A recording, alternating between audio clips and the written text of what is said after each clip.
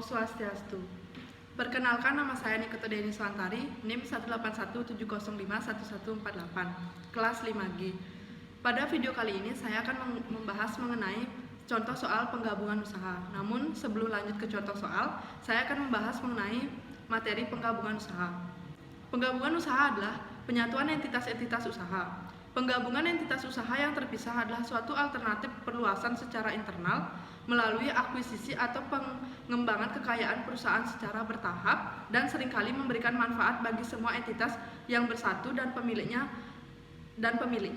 Lebih singkatnya, penggabungan usaha adalah usaha pengembangan atau perluasan perusahaan dengan cara menyatukan perusahaan dengan satu atau lebih perusahaan lain menjadi satu kesatuan ekonomi. Adapun sifat-sifat penggabungan usaha yang pertama yaitu integrasi horizontal.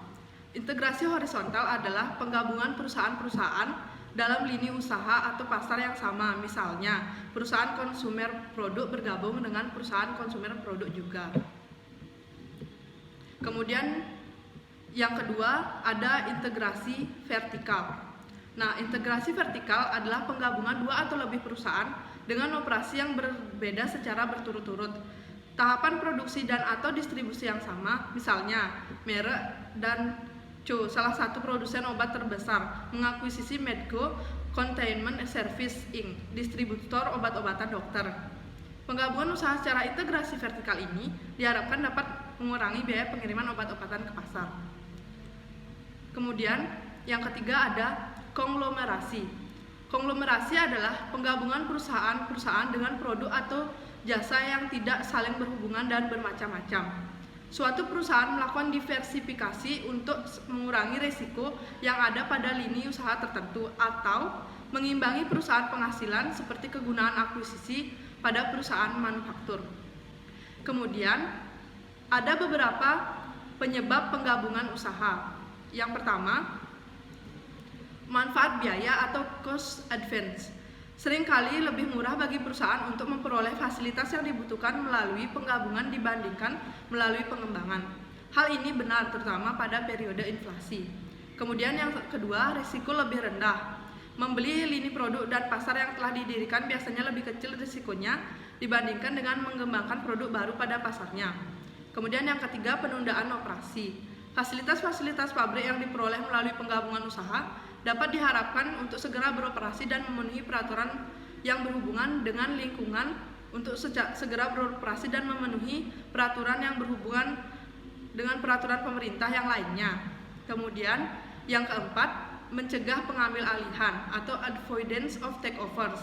Yang kelima, akuisisi harta tidak berwujud atau acquisition of intangible assets.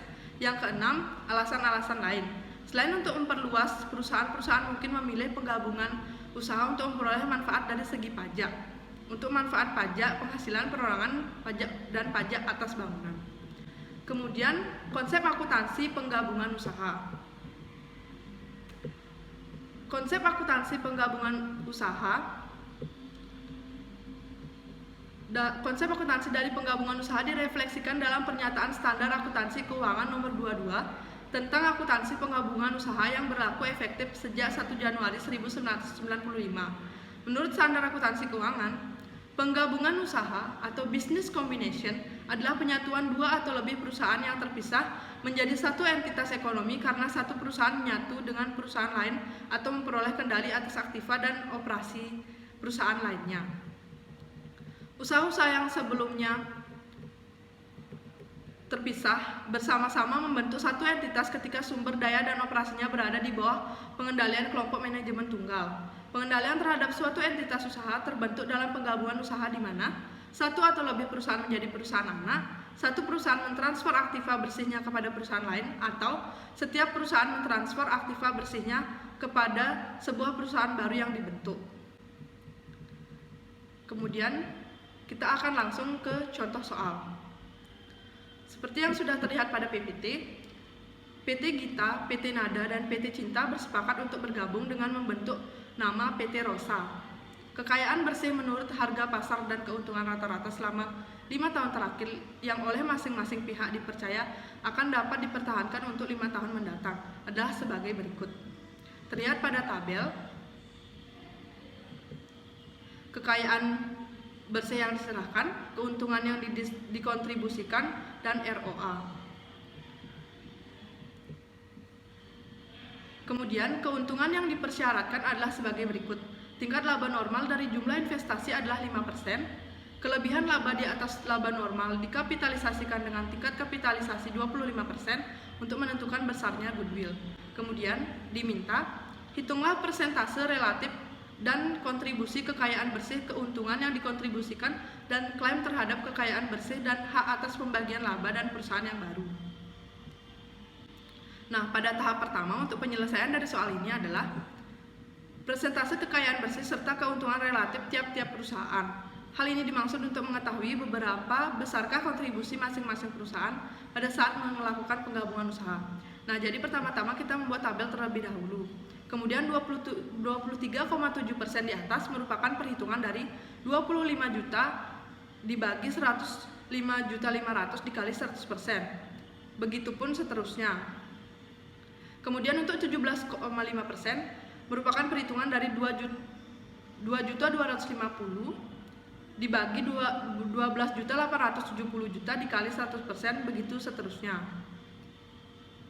Nampak pada tabel, kekayaan bersih yang digunakan PT Gita 25 juta, PT Nada 32.500, PT Cinta 48 juta, dan jumlahnya menjadi 105.500 juta.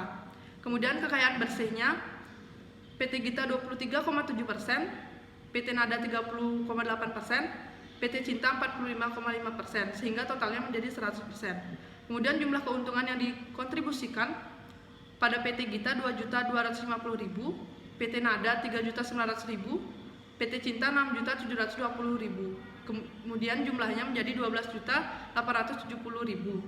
Sehingga keuntungan relatif terhadap total keuntungan yang dikontribusikan adalah pada PT Gita 17,5%, PT Nada 30,3%, PT Cinta 52,2%, dan sehingga jumlahnya menjadi genap 100%. Kemudian untuk tahap kedua, yaitu menghitung jumlah persentase kontribusi relatif kekayaan bersih. Nampak pada tabel, PT Gita memiliki kekayaan bersih 25 juta, PT Nada 32.500.000, PT Cinta 48 juta. Kemudian goodwill dengan laba rata-rata PT Gita 2.500.000, PT Nada 3.900.000, PT Cinta 6.720.000. Kemudian laba normal yaitu 5%.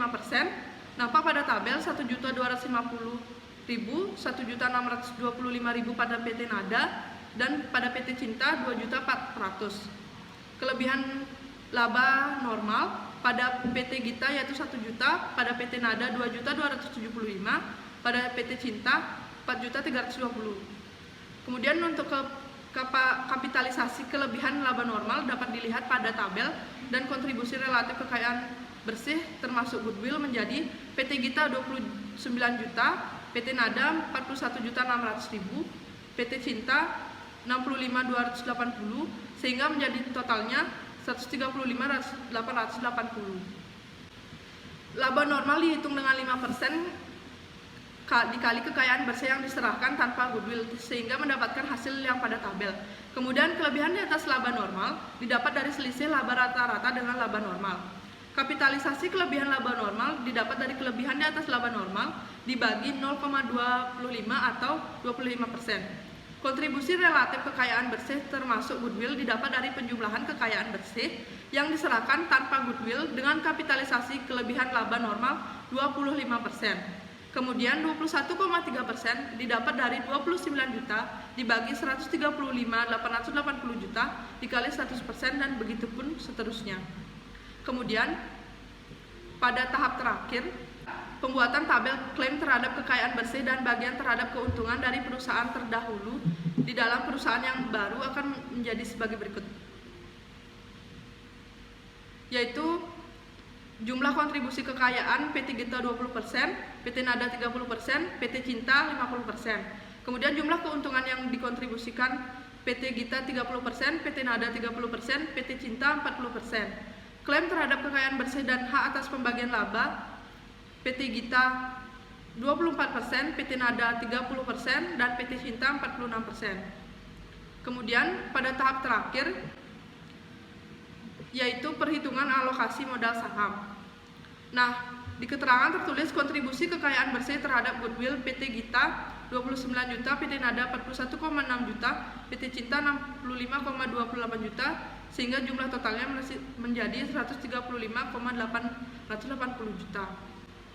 Dapat dilihat pada tabel, goodwill diakui yaitu PT Rosa mengeluarkan 13.588 lembar saham biasa dengan nominal 10.000.